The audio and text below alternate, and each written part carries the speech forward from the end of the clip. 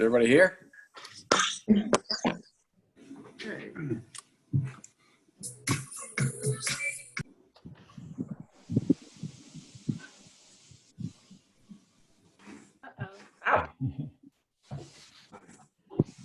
This is very spiffy. Get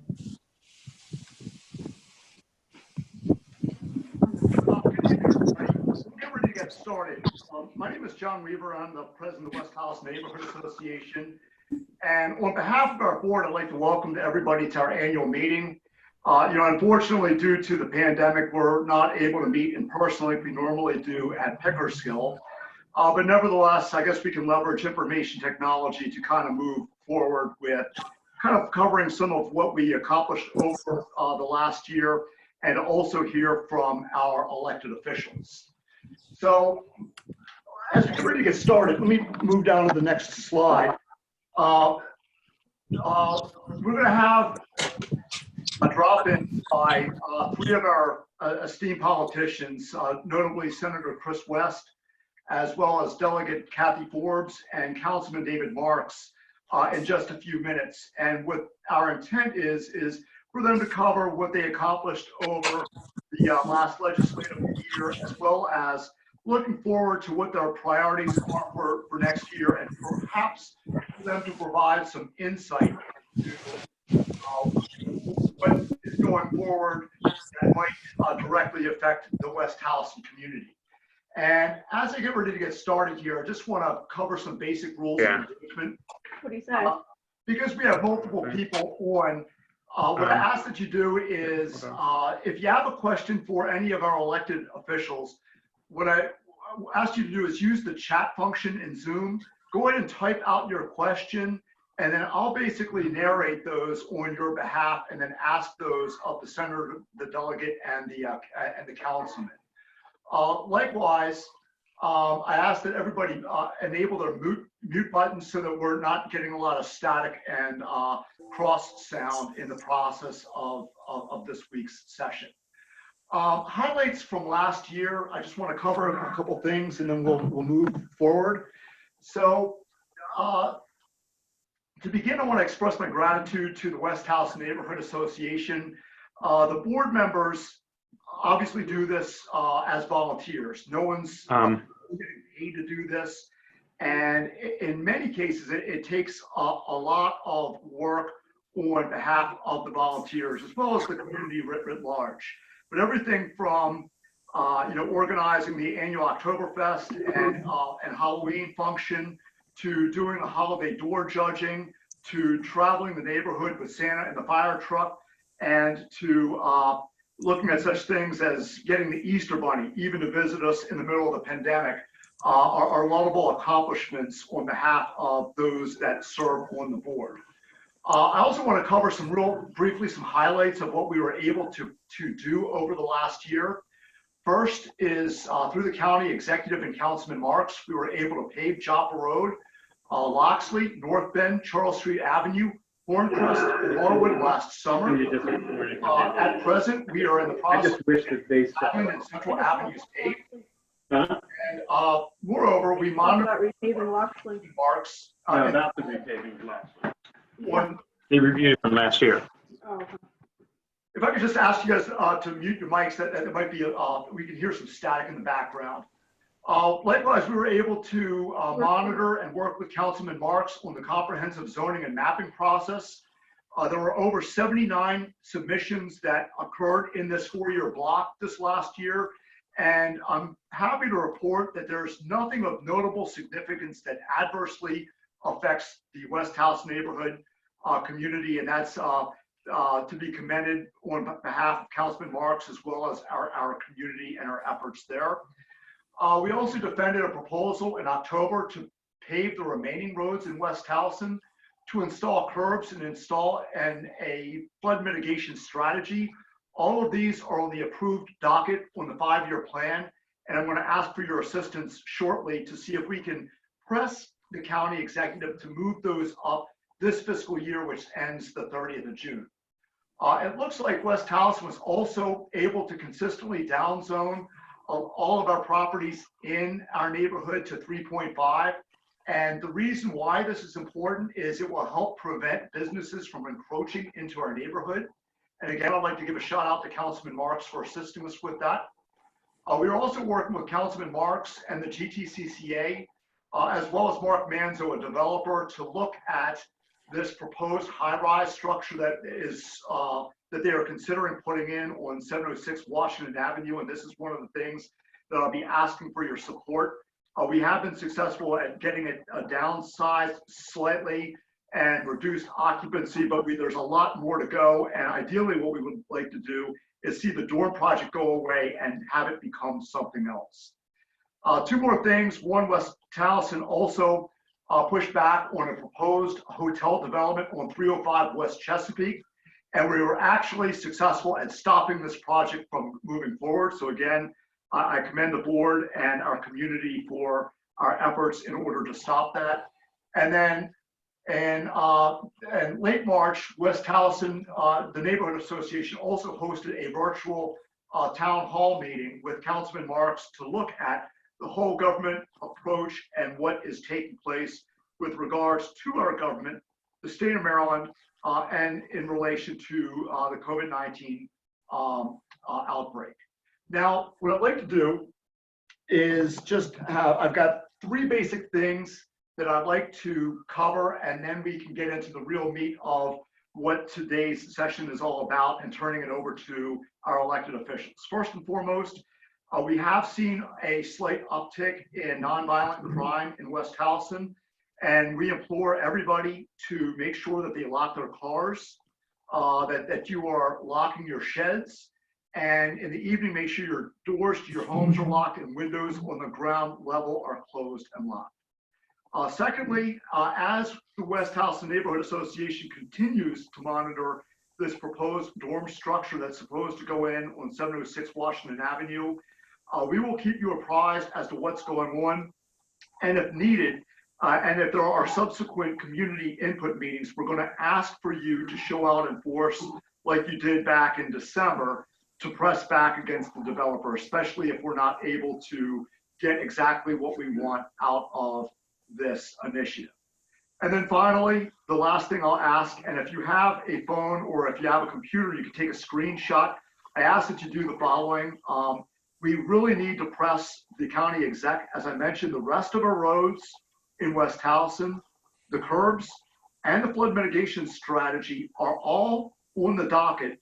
We would just like to accelerate and move these up before the end of this fiscal year. So if you can either send the county executive a letter by mail asking of this, or email him at johnny@baltimorecountymaryland.gov, or call his office at 410-887-2450. We would really appreciate it, and let them know that we want the West Towson projects done before the end of this fiscal year.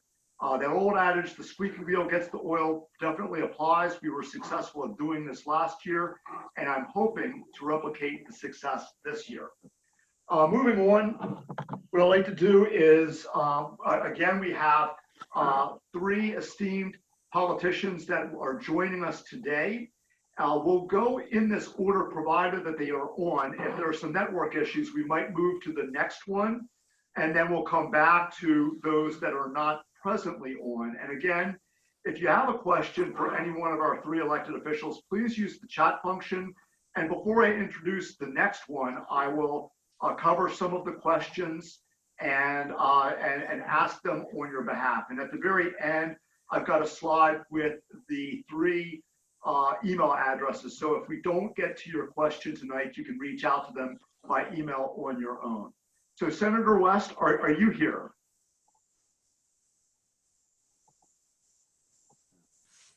I'm here. I'm really here. Oh, all right, great. Okay, well, Senator West, thank you for joining us tonight. I turn the mic over to you to cover what it is that you want to discuss with our constituents this evening. Welcome. It's great to be here. Thank you, John. How long should each of us go?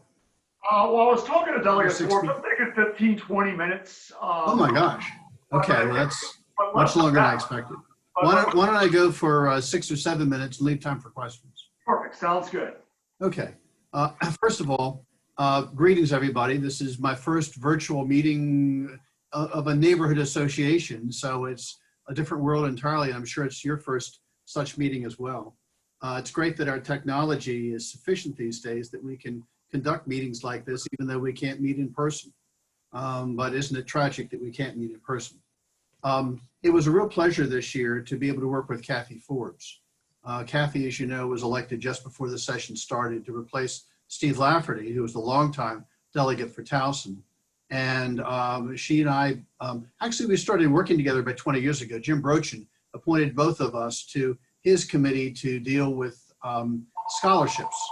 I've got a phone ringing, so I just have to not pay attention to it. So hopefully my wife will catch it downstairs. One of the difficulties of working in this kind of an environment is you have these interruptions. Anyways, Kathy and I have worked productively for 20 years, and we both hit the ground running this year, and we had a fabulous relationship.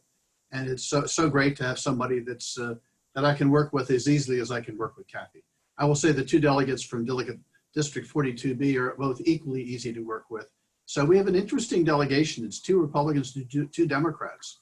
But unlike in Washington, D.C., where things are so terribly partisan, here in this part of Baltimore County, the Democrats and the Republicans work together very, very well. And I think we accomplished good things for the district.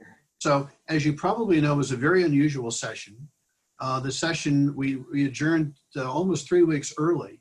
This is the first time this has happened, I believe, ever. Certainly the first time in my lifetime that the General Assembly did not do what the Constitution provides, which is we meet the second Wednesday in January, we adjourn the first Monday in April at midnight. There was no midnight adjournment this year.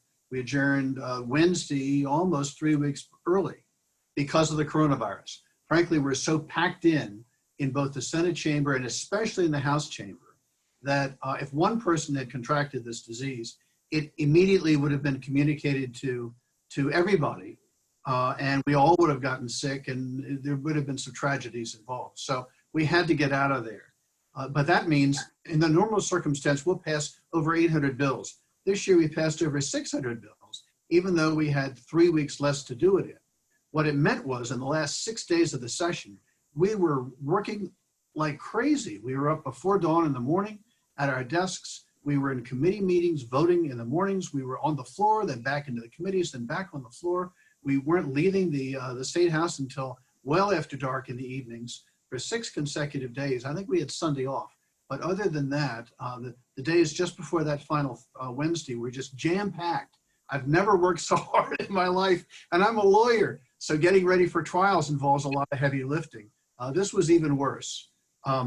So what did we do? We passed a couple of emergency bills to deal with the coronavirus. We appropriated, we gave the governor the right to take $50 million out of the rainy day fund and spend it on the coronavirus. We gave him many more powers. He's using his executive discretion to declare an emergency and issue lots of orders in connection with the emergency that may or may not be permitted under the statutes, but under our emergency decree, he can do that during the period of the emergency. One that I worked with actually pretty closely on with him recently is the statutes currently provide that the witnesses to a will have to be physically present in the room when the will is signed. That's not a good idea given current circumstances. So I worked with the State Bar Association, the Governor's Legal Counsel, the Governor himself to come up with a way of redoing that and let the witnesses remotely witness the will, much as we're all together tonight. I'm not sure that that's permitted under the statutes, and so I promise that next time we get together, I will introduce legislation, and I hope Kathy will cross-file the bill over in the House, which will track the executive order word for word, to make it apply retroactively to last March. Validate any wills that were executed between March and when we get together next January, probably, and head off any litigation that might be filed later on that the will was improperly executed. So I guess the couple of things I want to talk about that specifically relate to Towson. The Built to Learn Act is a very, very sad story. For the second year in a row, we're not going to be able to use the money. Last year, the House passed it overwhelmingly, came to the Senate, and the Senate Budget and Tax Committee killed it. This is the bill that, if passed, would provide $420 million to Baltimore County, enough to build a new Towson High School, a new Delaney High School, and a new Lansdowne High School, which are the three high schools on the cusp. So last year, the bill was killed by the Budget and Tax Committee. I am on the Judicial Proceedings Committee, and I've got my hands full with that. I had nothing to do with the Budget and Tax Committee. This year, the bill came back again. It was House Bill number 1, Senate Bill number 1, the top priority of the Speaker of the House, the top priority of the President of the Senate. The House passed it almost unanimously. It came to the Senate and went back to that same Budget and Tax Committee. And unbeknownst to anyone, they added a sentence at the end of a 57-page bill, which said that it would not take effect until the Kerwin bill takes effect. Well, as we all know, all through session, the governor was saying very negative things about Kerwin, saying it's far too expensive, we can't possibly do it, it'd be irresponsible. So we learned last Thursday, he vetoed Kerwin. So because Kerwin will not take effect this year, the Built to Learn Act also will not take effect this year. Now there were votes to spare to override the veto of Kerwin next January. That's probably going to happen. And when it does, Kerwin will immediately take effect and the Built to Learn Act will immediately take effect. So the money will come available so long as Kerwin's, the veto is overridden, but it will not happen this year. It amounts to kicking the can forward yet another year, delaying yet another year the county's efforts to build the new Delaney High School, the new Towson High School, and the new Lansdowne High School. It's a shame. It's very sad. I haven't gotten to the bottom yet of what happened. Frankly, I didn't even know about it till last week because, as I say, the sentence was tucked in the bottom of the bill where no one would see it, and we were so busy grinding away passing legislation that no one picked up on it. And again, it wasn't my committee, it was a different committee that did it. So it's a terrible shame. At some point, I will have a conversation with the leadership of that committee and say, what in the ding dong are you all thinking? Kerwin clearly is going to pass. So it wasn't done to induce the General Assembly to pass Kerwin. The only thing it did was hold it hostage to the governor's decision whether to veto Kerwin. And the minute he vetoed Kerwin, it also delayed the effect of the Built to Learn Act for a year. So that's the bad news. The good news is we brought back a lot of money for this district in Baltimore County. Kathy and I are working together on these bond bills. So it totals nearly $10 million. $6.5 million goes to Towson University for their new College of Health Professions building. Another $1 million goes to Towson for improvements to its athletic fields. The Maryland Special Olympics is getting $875,000. They're going to renovate several floors of that building right on Washington Avenue across the courthouse that Towson University owns, so that they were the permanent headquarters of the Maryland Special Olympics will be in downtown Towson. We also got $200,000 for the Cromwell Valley Park, $225,000 for the Towson High School's stadium. Shepherd Pratt is getting $25,000. GBMC, another $25,000. The State Fair is getting $500,000 for improvements. And the Towson Armory, the old decrepit Towson Armory, catty corner across from the courthouse, is going to receive $500,000 for restoration and renovation work to try to bring it back up to snuff. So there is some good news for Towson, and the news about the Built to Learn Act, lost my number now. Enough money to build the new Towson High School, that's delayed until January, unfortunately. But in January, undoubtedly, it will become available. So that's about 5 minutes, I guess. If there are any questions, let me answer questions. So are there any questions for the senator? If so, please just use the chat function and I will open that up and we will ask that on your behalf. You got a cat out of the tree. So go to the chat and see what we have.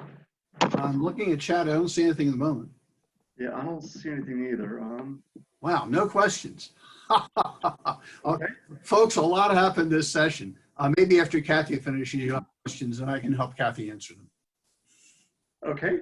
All right. Well, with that, Delegate Kathy Forbes, thank you for joining us tonight, and we will turn the show over to you. Welcome. Thank you, and thanks for having me tonight. And Senator West, it was a pleasure to work with you too. And your introduction to me was so eloquent and kind, and you've treated me so well in my first session in Annapolis, and I really appreciate it. A lot of you know me, but I'll briefly explain my background and how I came to serve as your delegate here in 42A. And then I'll tell you a little bit about what I'm working on. I'll try not to go over what Senator West talked about. I've lived on Park Avenue in West Towson for more than 20 years. I'm a member of the West Towson Neighborhood Association, and I've served on the board.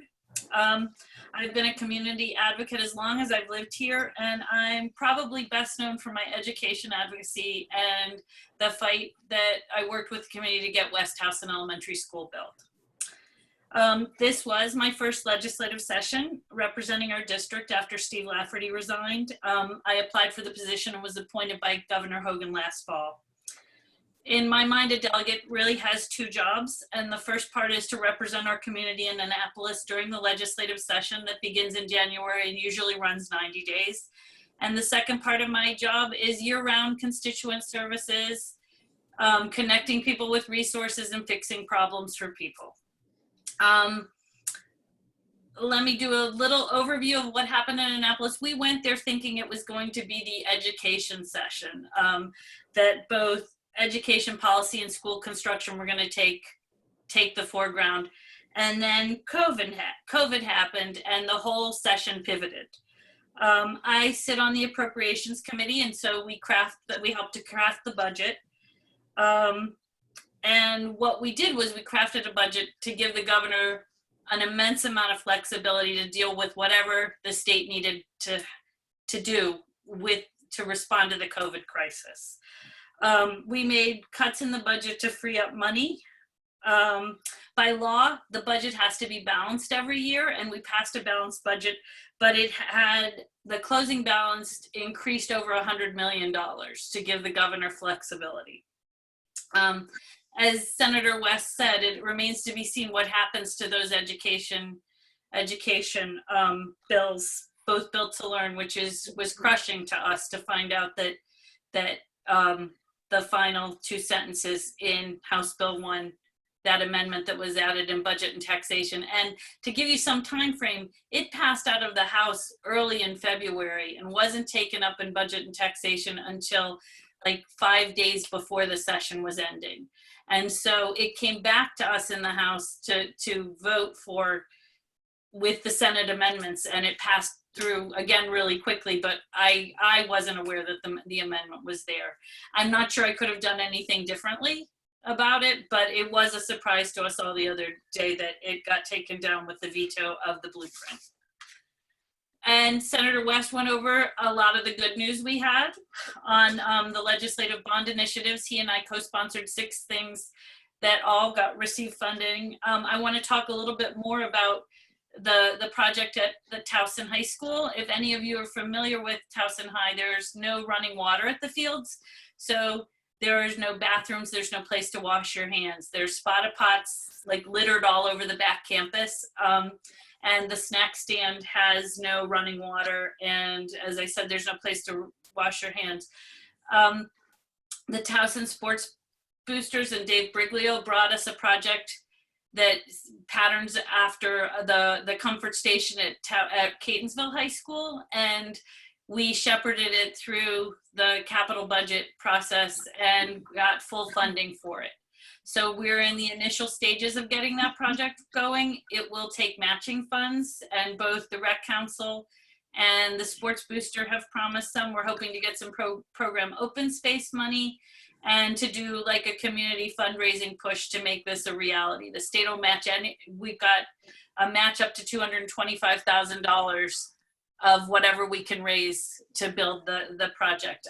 If any of you know Dr. Jim Fragetta, who was a beloved pediatrician from the Gaywood neighborhood and was very active in the PTAs at Rogers Forge and then West Towson, Dumbarton, and Towson High, and in the rec councils.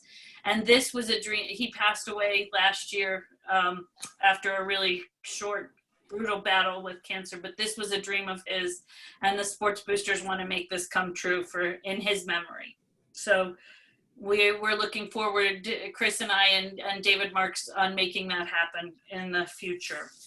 The other part of my job outside of Annapolis is constituent services, and my phone, I've been on the phone and working pretty nonstop since we got back on COVID-related, coronavirus-related fallout. The unemployment insurance system hasn't worked very well for many people, and people are getting pretty desperate. If you lost your job in the middle of March and you were expecting unemployment benefits to start and they still haven't started, it's been very stressful on people. And we have this, we reassure them that once we get the problem with their claims straightened out, the state gets it straightened out, they'll get back pay. But while they're not paying their mortgage or not paying their car payments, people are pretty stressed. I want to stress that anyone can call our offices all year round, and we will do what we can to help you sort through these things.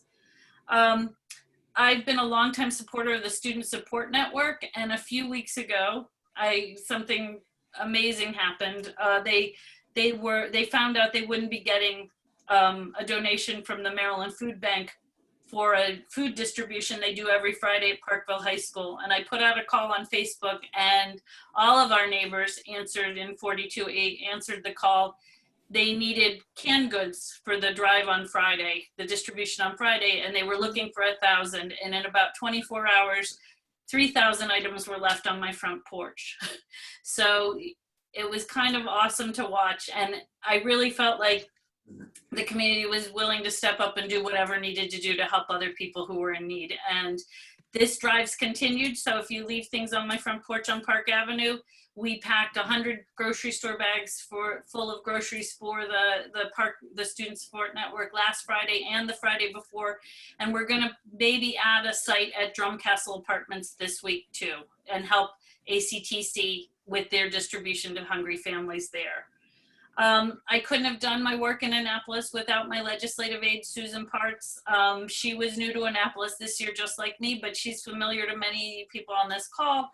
She lives on Woodbine, knows our neighborhood and our community inside and out. Her 4th child is about to graduate from Towson High. She's super smart, and all session I felt like I got to have both a second brain and a second heart with me in everything I did. So I will shut up now, and I will take any questions you need. Thank you so much for having me again tonight. I appreciate it. Thank you, Delegate Forbes. Looks like we do have a couple questions. So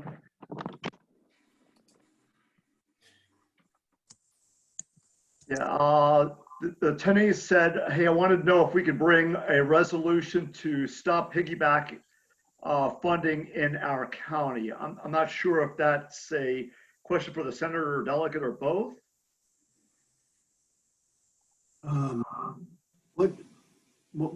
Somebody needs to tell me what piggybacking funding is. Yeah, we'll come back to that. If the attendees can kind of elaborate, we'll come back to that one. And then Stephanie Keene writes, will the new Towson High School stay in the same footprint as it is, so the money spent on the fields will not be wasted? David Marks can probably talk more about that. Okay. My understanding is that the site is very constrained. There's not much acreage there.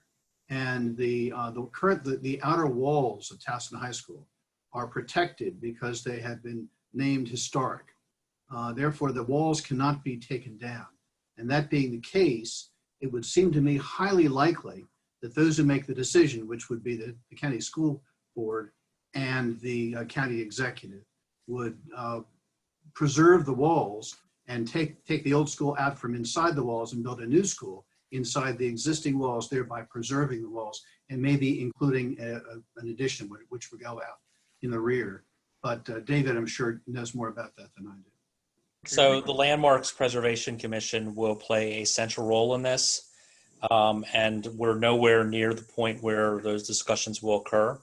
I will tell you that I appointed to the Landmarks Commission John Holman.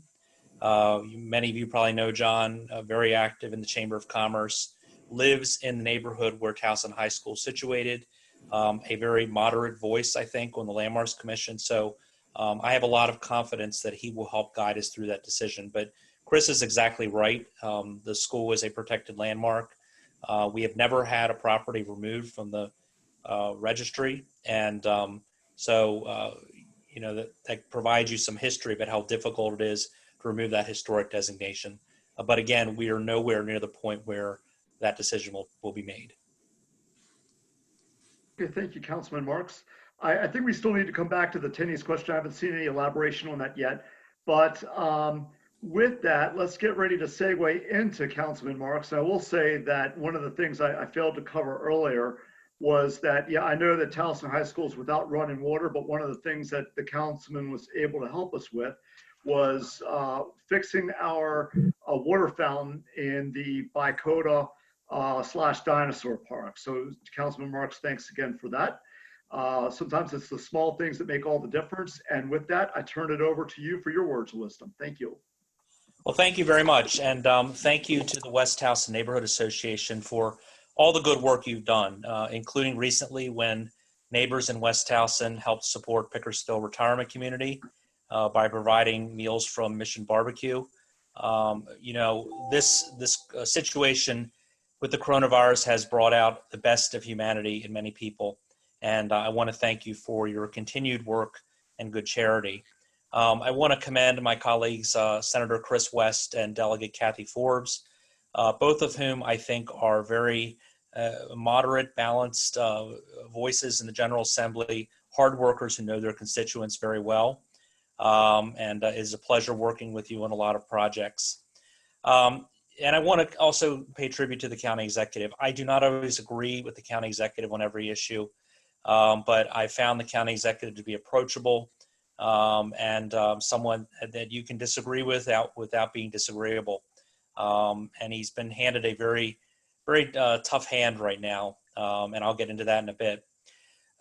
So John mentioned some of the work we've been able to get done in West Towson. We've gotten 7 roads resurfaced last year. We got 2 roads done so far this year. But we've also gotten a lot of the major corridors resurfaced. 3 of the 4 major corridors that serve West Towson have been resurfaced recently. The one that has not been resurfaced is a state highway in pretty good condition. But we were able to get Bosley Avenue, Towson Town Boulevard, and Joppa Road resurfaced. And the experience with Joppa Road really helped us in terms of future decisions. Some of you may recall that BGE was going to come in and only pave a certain part of their affected area. And we were able to work with BGE, get them to repave from curb to curb. And as a result of that, when they go into other neighborhoods, they've established a new policy where if a road has been resurfaced within the past 3 years, they will go ahead and resurface from curb to curb. There's also a lot better coordination with our utilities, which has been a real frustration in the past. So, those are all wins. We've also worked together on other projects such as the Dunbar Middle School renovation. But, clearly right now, coronavirus is shaping all of our decisions in Baltimore County. The public health decisions, we have Blakehurst and Pickersgill right in your community, but also the county's financial decisions. So the county executive submitted a budget in April that was based mainly upon economic assumptions developed before the coronavirus hit. This was the year when the county executive had hoped to do a lot of substantial capital projects. I mean, a really robust resurfacing program, a lot of parks, recreation, some of the infrastructure improvements that we've been seeking for many years. And unfortunately, the coronavirus really knocked us down. The county executive was forced to cut about $40 million in capital projects right off the bat. And then when the budget comes to the county council for us to review, and that's where we are right now, we have to cut at least $69 million in funding. I voted to cut $40 million last year, and the rest of the council ended up cutting about $13 million. So you can look at the scale of this. I mean, we're not used to cutting that much money from the budget because, quite frankly, local funding is very popular with a lot of people. Everyone wants their road done. They want their park improved. They know a school that needs to be renovated. And these are very tangible projects that you end up cutting. The problem we're facing is that we don't know if there will be federal funding to help us plug this hole. The first wave of federal funding was simply aimed at the coronavirus. In other words, the money we got from that could be used for food supplies or medical equipment, things like that. There hasn't been a second bill yet, and we have to pass our budget by law by June 1st. So that is really kind of driving some of our decisions right now. The other question is whether there'll be a second wave of the coronavirus in the fall, further reducing our tax revenue.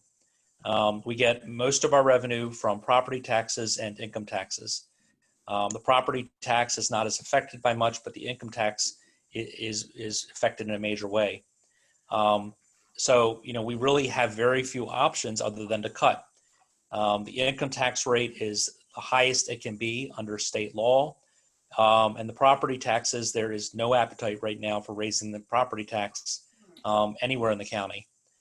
So we're really faced with only the decision of cutting at this point. The real place you can cut, unfortunately, is with labor agreements. Cost of living adjustments that were guaranteed to county employees. And these aren't popular. I mean, I teach in my other job in a jurisdiction where there were major cutbacks to the school workforce. And that is not something we want to do. So from my standpoint, I'm talking to the major labor leaders. I know the other council members are. Maybe we can come to some agreement where COLAs are deferred until later on. But this is a very difficult budget process right now. And fortunately, one that needs to be resolved within the next 2 weeks. There are some bright spots in here for Towson. First, road resurfacing countywide. That money is still very robust. This is exactly the type of thing you want to be doing when you have low traffic and when you need to have people being hired, is having these type of projects. So that there's still a substantial amount of money in the budget for that. Second, the Towson Circulator. I've been talking about this for about 10 years, and we're very close to getting that done. There's $1.7 million in federal funding that's going to help us with that. The county this summer is going to go out, hold some public hearings, determine the route for that, so that the circulator can become a reality, so that people who live in the high rises over by Joppa Road can get to Bicota, can go all around Towson, so that students from Towson University can get up to employment. It is an important project because we have very little opportunity to build more roads in Towson. The other bright spot is Cromwell Valley Park. $1.5 million for improvements in Cromwell Valley Park. Some of that, I believe, is a bond bill that came through Annapolis or the match to the bond bill. But that is a extremely popular park with many people in Towson. So that's basically where we are right now. We're going to be finishing the budget in the next 2 weeks. We then turn to rezoning. John's touched on this a bit. I don't have as many contentious zoning issues in Towson this time. Some of them we were able to preemptively stop. John mentioned the hotel that was proposed kind of across from the church on Chesapeake Avenue. We were able to stop that. And in the past, we have held Bosley Avenue as a real boundary for commercial development in Towson. We've really kind of stopped a lot of the intense commercial development east of Bosley Avenue. But that will kick up in a high gear, and that has to be done. The rezoning process has to be done by early September. So with that, I'd be happy to take any questions. Councilman Marks, thank you for that. And that's music to our ears with regards to money for road resurfacing and stuff like that. I'm confident that we're going to get the rest of our roads done before the end of this fiscal year. Okay, so let's see what we have here. Josh writes, what are the most significant cuts that you envision to balance the county and state budgets? I can take that. No one likes to cut from education. I do not want to particularly affect teachers' salaries. I do not want to affect the number of positions. But the school system's budget is $20 million over maintenance of effort. And that's kind of the threshold the state wants you to have for funding. The community college's budget is $5 million over maintenance of effort. There is a lot of fat in the school system budget. The administrative cost, the cost for administration rises, I think, by 18% this year. There's increased funding for travel. I mean, there's a lot of things you can touch in the school system budget without affecting the classroom. And when I talk to the TAPCO, the president of TAPCO, that is their concern, making sure that we cut they don't want to cut teachers. They want us to go after the administration and try to trim that down. As far as community colleges, they're $5 million over maintenance of effort. Community colleges tend to do well in recession. A lot of people will go back to community colleges when there's an economic downturn. We have an excellent head of our community college system. So, if you're looking to cut $69 million from the budget, you can probably cut $25 million in those two areas, hopefully without affecting teachers. And again, I'm going to repeat that. I do not want to affect educators. I want cuts to be very targeted away from classrooms. Thank you, Councilman. From the 10As, this is for Senator West. Why is Kerwin tied to Build to Learn?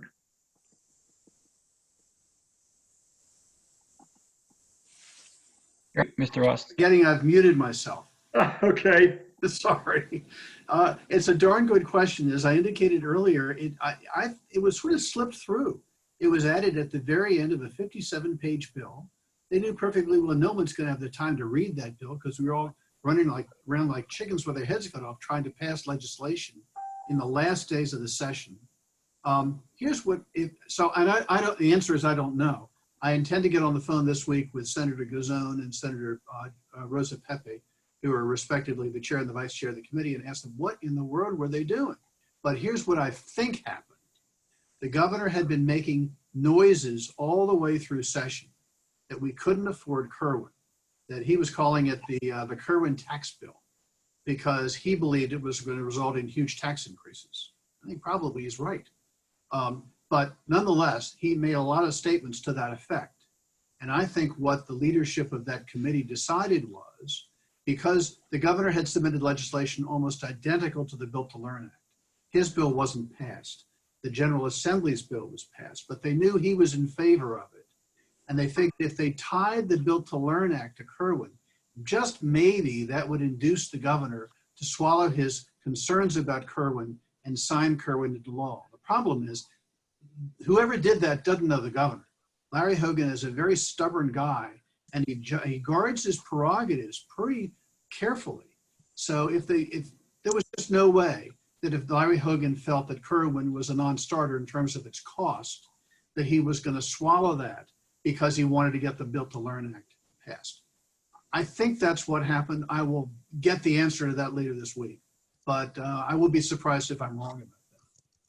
And I wanted to just add one more thing to what Senator West said, that it was clear that the governor was going to veto the blueprint / Kerwin. And so this is the same committee, the Senate Budget and Taxation, that kept the Build to Learn Act in a drawer last year and didn't let it out when it passed the House. So it wouldn't be beyond them to put this in knowing it would destroy it again. Whether it was to force the governor's hand, which doesn't make any sense because we all knew from early last summer that the governor was against the blueprint Kerwin legislation. So the part of it is that it would sink this legislation. And let me just add one final thing, and that is Baltimore County only has a single senator on the Budget and Tax Committee. Right. And I won't use his name, but let's just say he's not the sharpest tack in the box. And I don't, was asleep at the switch or didn't think that this was all that important. I don't know. If I'd been on the committee, I'll guarantee you I would have raised Cain about this. I'm sure Kathy would have too. And if I'd known about it when it came to the floor, I would have introduced an amendment to strike this provision from the bill. And I would have made a very effective and strong speech on the floor. I don't often make speeches on the floor. I use my influence in other ways. But I would have made a strong speech, and I think I would have carried the day because it doesn't make it, what they did makes no sense. It merely kicks the ball down the road a year. it stops everything in its tracks until next January, when Kerwin is overridden, and then the money becomes available. And additionally, we know, like what Councilman Marks was saying about road paving at this time, that it's less expensive because the cost of labor is less. And with road paving, the cost of materials is less because the price of oil is so low. We know that when we built schools during the 2008 economic downturn, they were much less expensive. And the one thing that was driving the cost of school constructions up so high was that we had such a low unemployment rate. The cost of labor was driving the cost of our school construction up. So it would be so like perfect to have this bill in place now so we can start building schools when the cost to build them would be less, and it would be generating jobs in the economy and people buying supplies. So it is such a devastating missed opportunity what happened with House Bill 1. Yeah, if I could jump in, I completely agree with everything Kathy and Chris said. There is no single public works project that will have the effect of a school. None. And they should have passed it last year. It wasn't the House of Delegates' fault. It wasn't Chris West's fault. It was the leadership of the Senate. And we would have schools being built. It is a tremendously bad missed opportunity. So, I agree with you there completely. One thing we are looking at in the county is, do we simply go about, because the county funding for these schools is all in place. In the budget, the county funding is all there. Some of us are having this conversation. Do we go ahead and pool, P-O-O-L, all the county money and try to get a couple schools built? Or do we just stay along this path of waiting for the Build to Learn Act to actually be triggered? And I don't know the answer. Okay, thank you all. It looks like we've got one more question. This one's coming from Stephanie, and she wants to. This is Councilman Marks. He wants to send you some pics on road erosion on Charles Street Avenue. You don't have any problems if she sends that to you? That's fine. I gave her my email address, so absolutely. Okay, great. Is there anybody else that has any questions for our three elected leaders? Okay, seeing none, once again, kind of underscoring what the councilman said, that there is money available. Please, for those of you in West Towson, I implore you to go ahead, take a picture or screenshot of this, and let's press the county executive to get a lot of our stuff done. Okay, they've got the money, and we've got a need, and our need is articulated in the county dockets. So please help us help each other by either mailing a letter to the county executive, by emailing him, or by calling his office. The next thing I'll say is that if anybody wants to reach out to our elected officials for stuff that you didn't want to discuss in more of an open forum, you can likewise take a screenshot or a picture of this page. These are the email addresses for Senator West, Delegate Forbes, and Councilman Marks. Okay, let me just, I'm going to stop sharing this. I'm going to come back to the chat, and I see no additional questions. So with that, I thank Senator West, Delegate Forbes, and Councilman Marks for joining us today. And we'll let you go, and I'll stick around in case anybody from the community has any questions from the board.